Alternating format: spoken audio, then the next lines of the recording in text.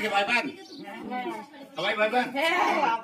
ভয় পান এই জন্যই যে সাপের কামড়ে মানুষ মারা যায়। এমনি তো সাপের কামড়ে কেউ মারা যায় না, যারা ভুল করে তারা মারা যায়।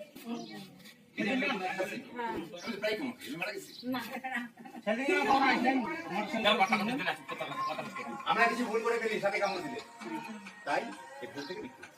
এই ভুল দিকটা যদি না করি তাহলে কারোকে নিতে হবে। সাপে যদি কখনো কামড়ায় তার থেকে কামড় খাবো না। সাপ তো আইসে কামড়ায় না। এরকম কখনো দেখছেন যে একটা সাপ আপনি যেতেছেন এটা আইসে কামড় দিয়ে চলে গেল? আপনি যখন সাপের মুখের কাছে যাবেন তখন কামড় হয়, তাই তো? তাহলে মুখের কাছে যাবেন না। মুখের কাছে না যাওয়ার জন্য কি কি করতে হবে? প্রথমত কাজকর্ম করবার সময় দেখে করবেন। কোনো কিছুতে হাত দেবার আগে দেখবেন কিছু আছে কিনা। রাস্তায় যখন চলবেন টর্চ নিয়ে চলবেন রাতের বেলায়, যাতে সাপের মুখের কাছে না আসেন, পা যেন না পড়ে। খুব সাবধানে চলবেন, তাহলে সাপের কামড় এড়ানো সম্ভব। তারপরেও যদি কোনো ঘটনা ঘটে যায় সেটা দুর্ঘটনা।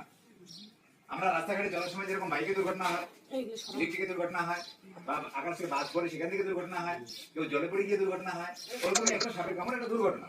সেই দুর্ঘটনা থেকে আমরা বাঁচতে পারবো যদি সাপের কামড় খাওয়ার পর আমরা ভয় না পাই।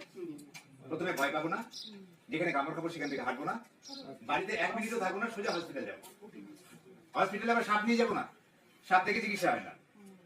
অনেকে দেখি ডাব্বায় করে সাপ নিয়ে যায়, ব্যাগে করে সাপ নিয়ে যায়।